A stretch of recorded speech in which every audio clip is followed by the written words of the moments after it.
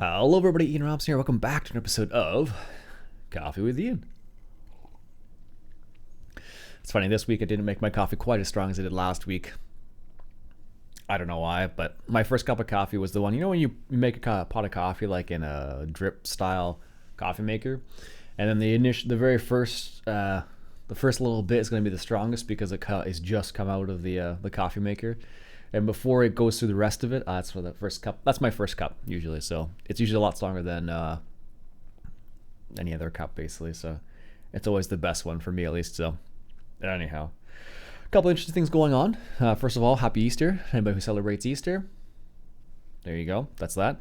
And the other thing that I noticed in a couple different games. So right now there is an event going on in Euro Truck Simulator right now, and basically it's you have to deliver 10 loads to and from Sweden to different countries. So it's 10 different countries. You have to go from the country to Sweden or from Sweden to a different country. It has to be 10 different ones. So it's a kind of interesting little event because I guess it's preparing for a new DLC that's coming out for ETS in the future, which is kind of cool. But it's actually kind of difficult because where Sweden is, well, not super difficult, but depending on how far you want to drive. I don't like doing super long drives because I inevitably I'll make a mistake and just crash or something like that, and then it becomes not worth driving 900 kilometers or whatnot. Anyways, so I've been trying to choose jobs that are 400 kilometers, something like that, just so I can actually get the job done with excellent without making a huge crash, something like that. So that's what I've been doing, and I did like 5 different jobs, but only 3 of them counted because 2 of them were like ones I already done. But I couldn't keep track of them easily within the game, so I actually had to log into the World of Trucks my World of Trucks account, check out my logbook, and see where I actually had gone.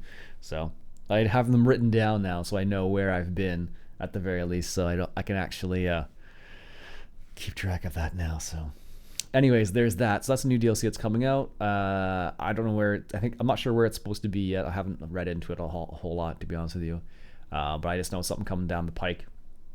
And the other one I mentioned last week was the special transport and ATS that's going to come out at some point in the future. Not sure when. SES, releases things when they're ready, basically. So the other thing that I found out yesterday, I was watching a guy named Fooster. I think you pronounce his name. It's Foostr. Ster. He does like the Hunter Call of the Wild. I enjoy his Hunter videos, so I watch one of those every now and then. And he made reference to the fact that there is a new animal coming to the Hunter Call of the Wild. That's going to be rabbits, which is kind of neat. So you can do a little bit of small game hunting. And apparently there's speculation that there may be a DLC associated with it for weapons appropriate for that animal, I guess. So I think they'll release the animal as like a free update, but they may have a paid DLC. That's what he was speculating about. So we'll see how it goes. I'm not sure. Technically, right now you could use the 243, the really small gun, 223 maybe it is, and you probably would use that on rabbits. And the other one might be the arrows that are for birds. I think one of those. Rabbits would be kind of difficult to hit with a bow, though. Well, maybe not. You have to get pretty close to them. That'd be the problem. And they're pretty skittish, so I imagine you'd have a hard time getting them close. I don't know. Maybe they'll release a collar associated with them too. I have no idea. So it'll be curious.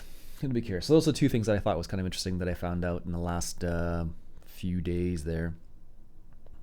So I'm kind of excited for that. It's been a while since I powered up, since I played ETS. So it's kind of funny to pop into there and check it out again and play a little bit. It's still a great game. I can't play for too many consecutive hours. Like I can do maybe an hour and a half, something like that, a couple runs, and that's it.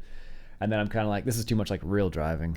And I don't know, but one of the other things that I kind of find interesting for me is when I play ATS, I usually play with a standard transmission, so I have to like manually shift because with the G27 you have the shifter.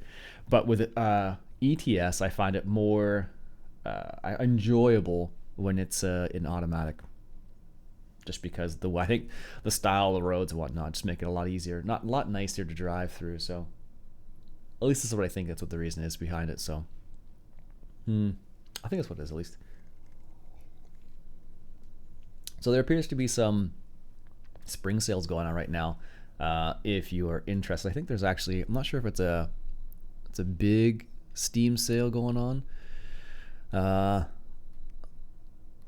Oh, it's a weekend deal. That's all. It's the Lego stuff. I thought it was a spring sale because it said spring sale, but it's not actually like a full-on sale. It's just for that, just for the Lego stuff. So that's it. Okay.